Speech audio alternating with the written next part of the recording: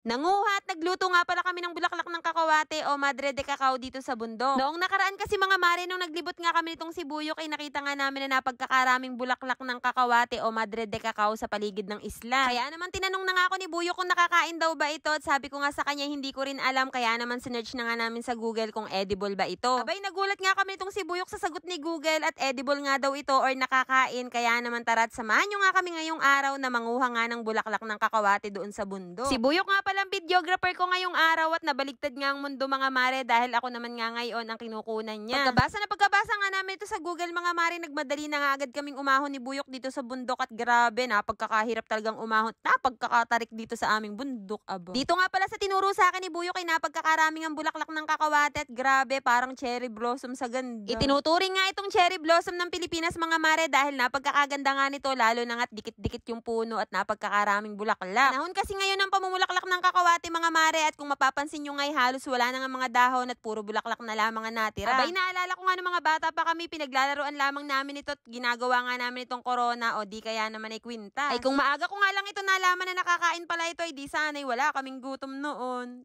Super na-enjoy ko nga pamimitas ng bulaklak ng kakawate mga mare at pakiramdam ko ngay parang nasa Japan ako at namimitas nga ako ng cherry blossom. Pagkatapos ko nga manguha ng mga bulaklak mga mare ay hinimay-himay ko lamang ito, tinanggal ko nga lang yung mga sanga. Kung papansinin nyo nga yung bulaklak ay may kasama nga itong bilog na parang munggo. Nagpalingas na nga rin ako ng apoy dyan dahil excited na nga rin akong matikman ito kung ano ba talaga ang lasa nito. Pero bago ko nga ito iniluto, hinugasan ko nga muna ito ng mabuti at pagkatapos ay pinakuluan ko lamang ito ng ilang minuto. Nakakatuwa nga mga mare dahil habang ito nga ay kumukulo ay naiiba nga ang kulay nito at nagiging puti. Pinakapagsabi nga rin sa amin na bago nga daw ito iluto ay kailangan nga daw munang itong pakuluan sa tubig at pigain nga yung katas nito. Hindi nga rin namin alam kung bakit kailangan pa nga itong pigain mga mare, siguro para matanggal nga yung pakla niyan. At para naman po dun sa mga nakakaalam ng pagluluto nito ay paki-comment naman po sa comment section kung bakit nga kailangan pa nga itong pigain. Pagkatapos ko nga itong mapiga mga mare, nilagyan ko na nga rin ito ng mga sangkap katulad na lamang ng harina, cornstarch, magic, itlog, asin at kaunting paminta. Torta kasi ang gagawin kong luto dito mga mare, pero sa pagkakaalam ko nga ay pwedeng-pwede nga rin itong gawing tea or salad. O di ba mga mare, nasa paligid lang pala natin ang mga libreng pagkain at ang kailangan nga lang nating gawin ay tumingalaan eh.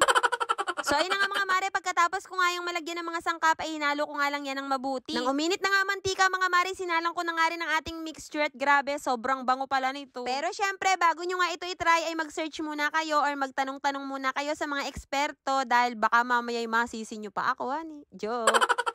Pero as of now nga mga mare, buhay pa naman kaming dalawa ni Buyok at siguro itatry nga ulit namin ang pagluluto nito. Masarap kasi siya mga mare, para nga siyang kalasa ng okoy. Di ba mga mare, may mga gulay na okoy, kung nakatikim na nga kayo noon like yung kagaya nga ng papaya, parang ganun yung lasa niya. Basta mga mare, masasabi ko lang ay masarap siya. Marami nga rin pala itong health benefits mga mare, katulad na lamang ng antioxidants, maganda rin ito sa ating balat at sa ating tiyan.